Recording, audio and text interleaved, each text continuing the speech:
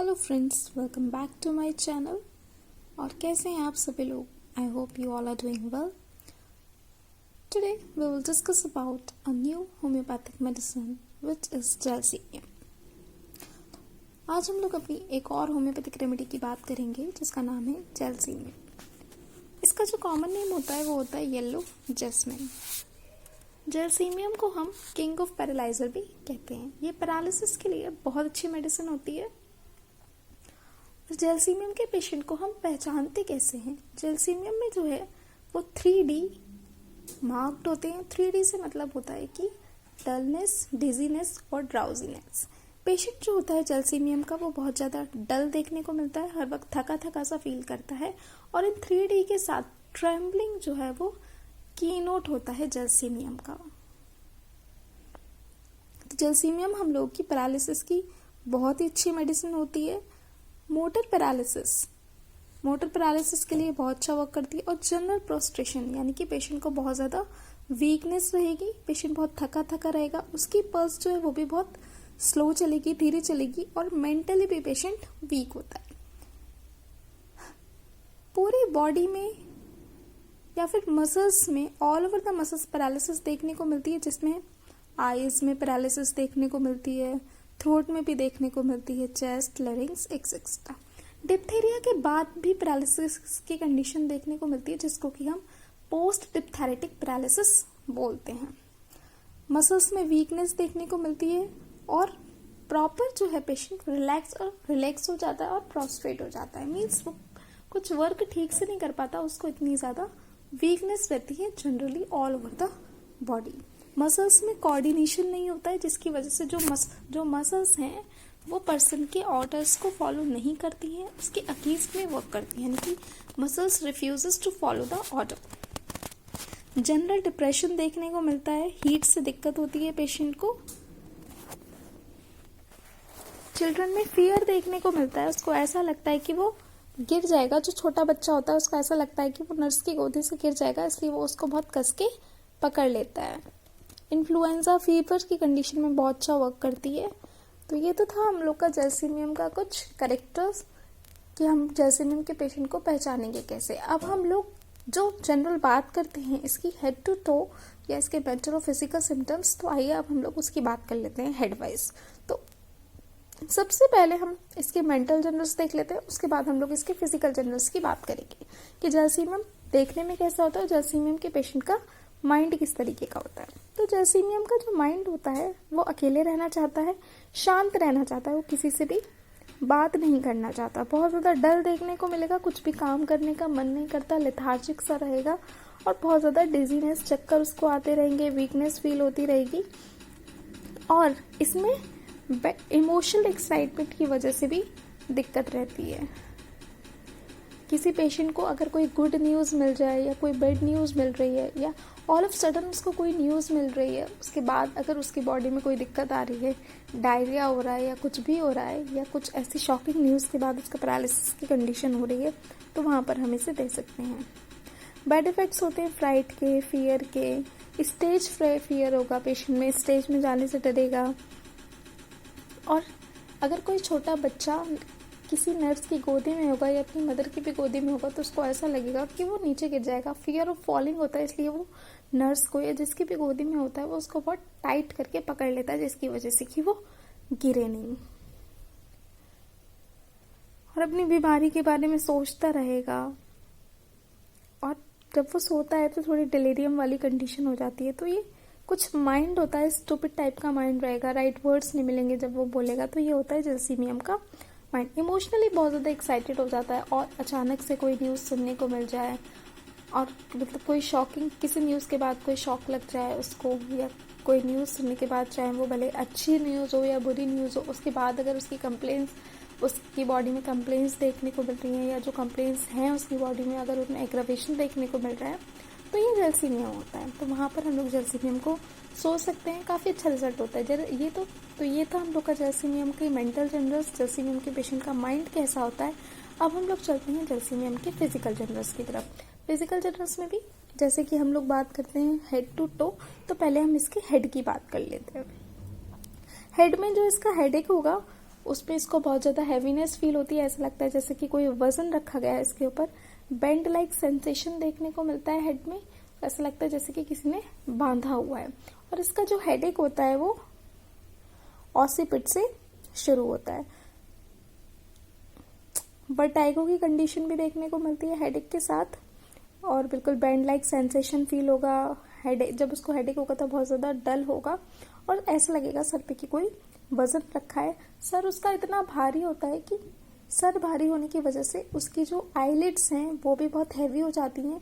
Eyes को open करने में भी उसको प्रॉब्लम होती है, इतना ज़्यादा उसका सर हैवी होता है। टेम्पल रीजन में भी पेन देखने को मिलेगा जो कि फिर ईयर तक जाता है। हेडेक के साथ नेक में और शोल्डर्स में सोरनेस देखने को मिलेगी, सेंसिटिवनेस देखने को मिलेगी, जिससे कि जो पेशेंट है वो अपनी नेक और शोल्डर को टच करने में भी उसको पेन होगा।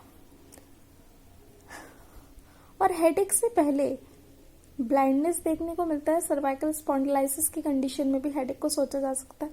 सर्वाइकल स्पॉन्डिलाइसिस में भी हम लोग जर्सीनियम को सोच सकते हैं, जब उसमें ये हमें सिम्टम्स देखने को मिलते हैं कि इसका जो हेडेक है वो हेडेक की वजह से शोल्डर में और नेक पे भी पेन हो रहा है। ये सर्वाइकल स्पॉन्डिलाइटिस के सिम्टम्स होते हैं और वर्टाइगो की भी कंडीशन देखने को मिल रही है। और इसके हेडेक में इसको रिलीफ कैसे मिलता है कि वो प्रोफ्यूज यूरिनेशन, जब वो यूरिन पास करेगा तब उसके हेडेक में उसको आराम मिलता है, या फिर जब वो लेटेगा अपने सर को ऊंची पिलो पर रख के, यानी कि उसका जो सर है वो उसके बॉडी के कंपैरिजन में ऊंचा हो जाए, तब उसको हेडेक में आराम मिलता है। तो अगर इस तरीके के हेडेक के सिम्टम्स आप लोगों को देखने को मिल रहे हैं तो वहाँ पे आप लोग जर्सीनियम को सोच सकते हैं। It gives very amazing results. तो चलिए अब हम लोग आइज की बात कर लेते हैं। आइज में हमें टोसिस देखने को मिलेगा और पेशेंट की जो आईलिड्स हैं, जैसे कि हम लोगों ने अभी हेड के सिम्टम्स से भी देखा था कि उसका सर बहुत भारी होता है, जिसकी वजह से उसकी आइज में भी उसको हैवीनेस फील होती है, और जिसकी वजह से पेशेंट अपनी आइज को ठीक से ओपन भी नहीं कर पाता, या उसको बहुत डिफिकल्टी होती है अपनी आंखों को खोलने में भी। डिप्लोपिया देखने को मिलेगा। डिप्लोपिया होता है एक ही चीज़ के हमें दो इमेजेस नजर आना। ब्लर, अगर मतलब किसी को धुंधला दिखता है या देखने में डिफ़िकल्टी हो रही है, ग्लासेस ठीक से नहीं है, विज़न ब्लर है, या फिर स्मोकी टाइप का विज़न है, या फिर आंखों में दिक्कत हो रही है, इनसेंसिटिव है लाइट के लिए, तो वहाँ पे भी जर्सीनियम का काफ़ी अच्छा काम होता है। नोज़ में स्नीजिंग देखने को मिलेगी, और जो रूट ऑफ नोज़ होती है वहाँ पे इसको ऐसा लगता है जैसे कि कुछ भरा हुआ है, अंदर फुलनेस देखने को मिलती है। नेज़ल फोसाई में ड्राइनेस देखने को मिलेगी बहुत ज़्यादा, और जो टर्बिनेट्स होते हैं अंदर, जो हमारी नोज़ के अंदर टर्बिनेट्स होते हैं वहाँ पे स्वेलिंग देखने को मिलती है। और नोज़ से जो डिस्चार्ज होता है वो वाटरी डिस्चार्ज होगा और एक्सकोरिएटिंग होगा, यानी कि एक्रिड होता है। एक्यूट कोराइजा देखने को मिलता है डल हेडेक और फीवर के साथ। तो अगर इस तरीके के नोज़ के सिम्टम्स देखने को मिल रहे हैं तो वहाँ पे भी हम लोग जर्सीनियम दे सकते हैं। अब फेस की अगर बात करें तो इसका जो फेस होता है वो एक तो गर्म रहेगा और बहुत ज़्यादा हैवी होता है, बहुत ज़्यादा हैवी और फ्लस देखने को मिलता है। फेशियल न्यूरैल्जिया देखने को मिलेगा, और फेस के हैवी होने के साथ साथ वर्टाइगो देखने को मिलता है, और विजन भी इसका डिम होता है। फेशियल मसल्स जो होती हैं माउथ के अराउंड की, स्पेशली माउथ के अराउंड की, वहाँ पे कॉन्ट्रैक्शन देखने को मिलता है। लोअर जॉ जो होता है, जो नीचे वाला, वो ड्रॉप देखने को मिलता है, जैसे कि टेटनस या फिर एपिलेप्सी की कंडीशन में देखने को मिलता है। माउथ में हर वक्त प्यूट्री टेस्ट देखने को मिलेगा, और जो टंग है इसकी वो थिक कोटेड देखने को मिलती है, और टंग में भी ट्रैम्बलिंग देखने को मिलेगी, और येलो कलर की टंग होती है। थ्रोट की अगर बात करें तो स्वॉलो करने में डिफ़िकल्टी होती है, स्पेशली गर्म कुछ चीज़ अगर स्वॉलो करेगा, गर्म कुछ खाना खाएगा, तब उसको स्पेशली डिफ़िकल्टी होती है। सॉफ्ट पैलेट और नेज़ोफेरिंग्स में उसको इचिंग और टिकलिंग देखने को मिलती है, और जो उसका पेन है थ्रोट का वो ईयर तक जाता है। ऐसा लगता है जैसे कि थ्रोट में कुछ अटका हुआ है, सेंसेशन ऑफ लंप देखने को मिलता है, जिसको कि वो स्वॉलो नहीं कर पाता। एफोनिया की भी कंडीशन देखने को मिलती है। लॉस ऑफ वॉइस, एफोनिया होता है लॉस ऑफ वॉइस, यानी कि आवाज़ चली जाने वाली भी कंडीशन देखने को मिलती है। स्वॉलोइंग की वजह से, जो डिफिकल्टी इन स्वॉलोइंग, उसकी वजह से उसकी ईयर में भी पेन हो रहा है। पोस्ट डिप्थेरिया के बाद पैरालिसिस जो देखने को मिलती है, यानी कि पोस्ट डिप्थेरेटिक पैरालिसिस, उसमें भी अच्छा काम करती है। इसका जो पेन होता है वो थ्रोट से ईयर तक जाता है। स्टमक की अगर बात करें तो जो जैल्सीमियम है हमारा, वो थर्स्टलेस रेमेडी होती है। जैल्सीमियम को बिल्कुल भी प्यास नहीं लगती है। हिकअप देखने को मिलेंगे जो कि इवनिंग में बढ़ जाते हैं, शाम के समय इसकी दिक्कतें बढ़ जाती हैं, स्टमक कंप्लेंट्स। और पेशेंट को जो स्टमक में बहुत वीकनेस फील होती है और ऐसा लगता है कि उसका पेट बिल्कुल खाली है। अब जैल्सीमियम का स्टूल कैसा होगा? कुछ भी इमोशनल एक्साइटमेंट की, जैसे कि हम लोग पहले ही बात कर चुके हैं कि उसको अचानक से कोई न्यूज़ सुनने को मिल रही है, उसकी वजह से अगर शॉक वाली कंडीशन देखने को मिल रही है वहाँ पर, उसकी वजह से अगर उसको डायरिया देखने को मिल रहा है, एंटिसिपेशन देखने को मिल रहा है किसी भी न्यूज़ को सुनकर, चाहे वो न्यूज़ अच्छी हो या बैड न्यूज़ हो, तो वहाँ पर इसकी वजह से उसको डायरिया की कंडीशन देखने को मिलती है। स्टूल जो होता है वो पेनलेस होता है और इनवॉलेंट्री रहता है। ग्रीन कलर का स्टूल देखने को मिलता है जैसे कि हमें कैलकेरिया में देखने को मिलता है। रेक्टम और इंस्फिक्टर में भी पैरालिसिस देखने को मिलता है, जिसकी वजह से जो उसका स्टूल है वो इनवॉलेंट्री होता है। यूरिन की अगर बात करें तो प्रोफ्यूज बहुत ज़्यादा होगा, क्लियर होगा, एकदम वाटर की तरीके से होगा, और यूरिन के साथ चिलीनेस देखने को मिलती है। ब्लैडर की भी पार्शियल पैरालिसिस देखने को मिलेगी, और एक बार में यूरिन प्रॉपर पास नहीं होगा, उसको ऐसा लगेगा कि जो यूरिन है वो अभी ब्लैडर में अंदर रह गया, यानी कि रिटेंशन ऑफ यूरिन वाली कंडीशन भी देखने को मिलती है। मेल में अगर बात करें तो स्पर्मेटोरिया की कंडीशन देखने को मिलेगी विदाउट इरेक्टेशंस, स्पर्मेटोरिया देखने को मिलता है विदाउट इरेक्शंस, यानी कि इरेक्शन में दिक्कत होती है और उसके साथ स्पर्मेटोरिया की कंडीशन देखने को मिलेगी। जेनाइटल्स जो है वो बिल्कुल कोल्ड और रिलैक्स देखने को मिलते हैं। गोनोरिया देखने को मिलता है फर्स्ट स्टेज का। फीमेल की बात करें तो ओस में रिजिडिटी देखने को मिलती है, वेजाइनिसमस वाली कंडीशन होती है। डिस्मेनोरिया में भी ये काफ़ी अच्छा काम करती है। स्कैंटी फ्लो देखने को मिल रहा है, मेंसेस कम हो रहे हैं अगर, और पेन जो है वो डिस्मेनोरिया वाला बैक और हिप्स तक जा रहा है, और पेशेंट को ऐसा लग रहा है जैसे कि जो उसका यूट्रस है वो स्क्वीज्ड हो रहा है। रेस्पिरेटरी की बात करें तो ब्रीदिंग स्लो देखने को मिलेगी, प्रोस्ट्रेशन, वीकनेस बहुत मार्क होगा। कफ जो है वो ड्राई कफ देखने को मिलता है, चेस्ट में सोरनेस देखने को मिलेगी, ग्लोटिस का स्पाज्म देखने को मिलता है। एफोनिया की कंडीशन मार्क्ड होती है, ब्रोंकाइटिस में भी अच्छा काम करती है। हार्ट में अगर पेशेंट मूव नहीं करेगा, वो वॉक नहीं करेगा, तो उसको ऐसा लगेगा कि अगर पेशेंट चलेगा नहीं, कि अगर मैं नहीं चलूँगा तो जो मेरा हार्ट है वो काम करना बंद कर देगा।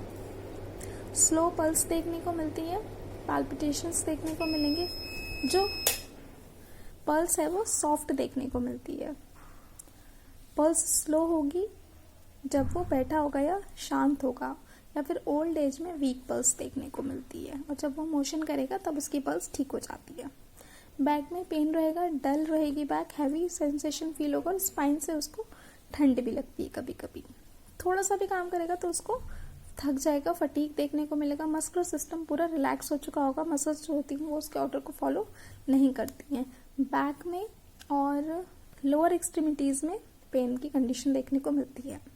मसल्स एक्सट्रीमिटीज़ की बात करें तो मसल्स से कंट्रोल हो चुका होता है। क्रैम्प्स देखने को मिलेंगे फोर आर्म और लोअर एक्सट्रीमिटीज़ की कंडीशन में। प्रोफेशनल न्यूरोसिस में अच्छा काम करती है। राइटर्स क्रैम्प की बहुत अच्छी मेडिसिन है। वीकनेस, एक्सट्रीम लेवल की वीकनेस और ट्रैम्बलिंग देखने को मिलती है लिम्स में। थोड़ा सा भी काम करेगा उसके तुरंत बाद थक जाएगा। नींद उसको ठीक से नहीं आएगी, इनफ स्लीप नहीं ले पाता है।